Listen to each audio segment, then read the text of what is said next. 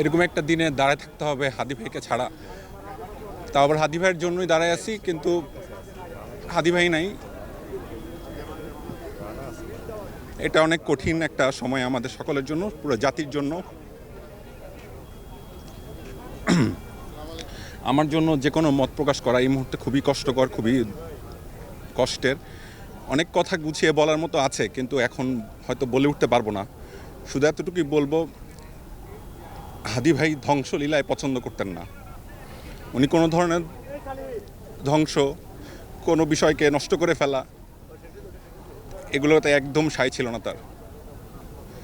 তার সায় ছিল কনস্ট্রাকটিভ কালচারাল যে ফাইটটা, সেটা। আপনাদের জাতির কাছে আমার অনুরোধ একটাই, আপনারা কালচারালি দয়া করে কালচারালি আপনারা ফাইটটা করুন। আপনারা সাংস্কৃতিকভাবে ফাইট করুন, পড়াশোনা করুন, স্কিলড হন। সেটাই হাদি ভাই চাইতেন। এবং আপনারা হাদি ভাইয়ের ভিডিওগুলো দেখেন, তার স্পিচগুলো শুনেন, তাহলে আপনারা উত্তর পেয়ে যাবেন।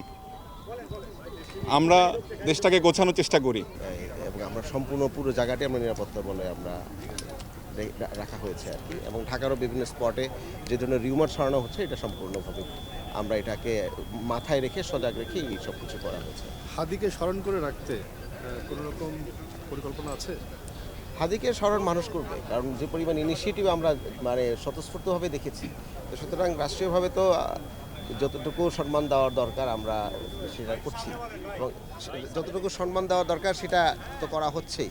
এছাড়াও বিভিন্ন ইনিশিয়েটিভ আপনারা অলরেডি লক্ষ্য করছেন। তো সুতরাং ইনিশিয়েটিভগুলো টিকে থাকবে যদি এটা সাংস্কৃতিকভাবে বিভিন্ন চর্চা শুরু হয় তার মাধ্যমে। তো উনি যেরকম ইনকিলাব মঞ্চ শুরু করেছিলেন, সেটা এক ধরনের সাংস্কৃতিক চর্চা। কারণ ফ্যাসিবাদ বিরোধী চেতনাটা কিভাবে থাকবে, হ্যাঁ, সেটা তো থাকবে যখন আমরা এটা আত্মস্থ করতে পারবো নিজেদের মধ্যে, এবং সেটা থ্রু সংস্কৃতি চর্চা, সাহিত্য চর্চা থেকে শুরু করে রাজনৈতিক পাঠচক্র, এগুলো যত বেশি হবে তত বেশি আসলে এটা টিকে থাকবে।